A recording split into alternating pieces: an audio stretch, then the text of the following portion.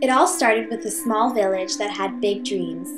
9,079 miles away was a small school that wanted to make a big difference. Through the partnership that developed between the Tirumani Leprosy Community of India and Pacific Ridge School of Carlsbad, 80 individuals have gained the opportunity to restore their dignity, self-confidence, and equality in society.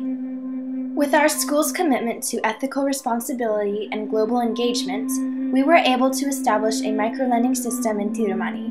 Now, 80 aspiring entrepreneurs have the resources to fulfill their passion and determination to rebuild their livelihoods. Here's the story of those special individuals.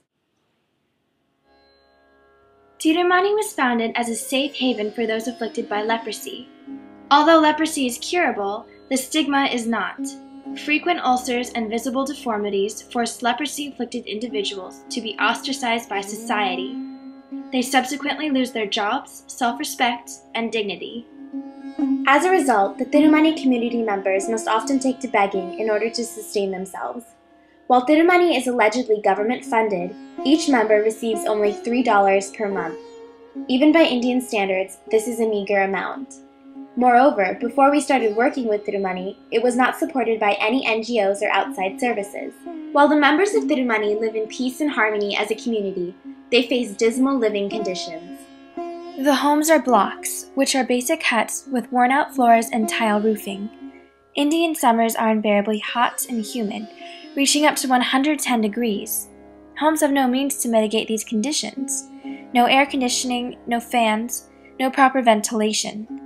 On days like this, all the residents can do is just sit out on their front porches and endure the heat. The interiors are unhygienic, cramped, and detrimental to the healing process of the residents' ulcers. For Tirumani's members, this is no place to call home. Victor explained to us how he and his roommates have to live with insects, snakes, bats, scorpions, and even monkeys that make their way through the gaping holes in windows and walls. As a result, Tirumani's inhabitants sleep very uncomfortably at night. Even though these blocks are less than ideal, residents still try to make it their home. They maintain libraries such as these. But as night falls, most of the blocks plunge into darkness. Those houses that are fortunate enough to have electrical connections must face the dangers of open wiring and potential electrocutions. The roofs are worn down and not nearly enough to protect the residents from seasonal monsoons.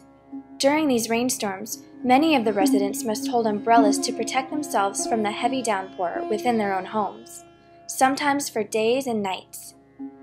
The terrain around Tirumani is rugged with thorns, bushes, and scorpions, but since many of the residents don't have toes due to leprosy, they cannot wear basic sandals to protect themselves. Without sandals and sensation in their feet, many people step on thorns that become lodged in their skin and infected. This is a storage well. As you can see, the water isn't very clean. This is due in part to stagnation, which attracts insects. However, this is the only source of water Tirumani can use for bathing, cooking, and drinking. The daily diet consists simply of rice with chili powder and tamarind juice. Even so, Tirumani still makes an effort to come together as a community at mealtimes.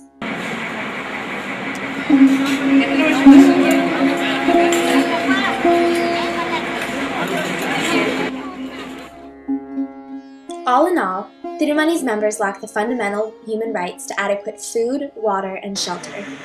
Yet they also lack what many of us view as an individual's inherent rights: equality, dignity, and the right to earn a livelihood. There are minimal opportunities for leprosy-afflicted persons to hold jobs due to the social stigma associated with the disease. They cannot become contributing members of society, and this further leads to the continuation of a vicious cycle of poverty. While brainstorming ideas for last year's Seed Grant project, we decided that we wanted to create a sustainable and self-sufficient solution to Tirumani's lack of rights. This led us to the concept of microloans, which has been an innovative approach to poverty in the developing world. Nobel Peace Prize winner Muhammad Yunus, who was an early pioneer of the microlending movement, said, "The accepted human rights are food, shelter, health, and education, and the basic responsibility of a society is to make sure that an environment exists so that people can have these things. Employment is also a right, but society can't assure wage-based work for everybody, so the alternative is self-employment. The big financial institutions ignore almost 2/3 of the world's population, so I say the right to credit should have the topmost priority on the list of human rights. In this light, we wanted to give the members of Tirumani's community a chance, not charity. Through the microloans, we hoped the aspiring entrepreneurs of Tirumani would be able to regain their dignity as they rebuilt their own lives.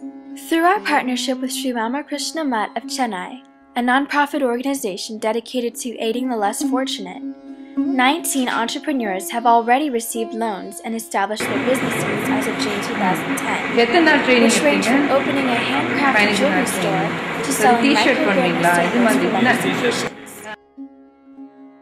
Satyendran is 23 years old. He was forced out of his home and moved into Tirumani when he contracted leprosy. He received 15 years of training in the business of screen printing and now successfully runs his own shop.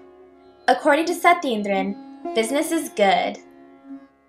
Murugesan has a particularly severe case of leprosy, but his perseverance and spirit has paid off, as he now has his own bicycle repair shop. He even has tools specifically suited to his leprosy-afflicted hands, and his dexterous abilities have allowed him to lead a thriving business.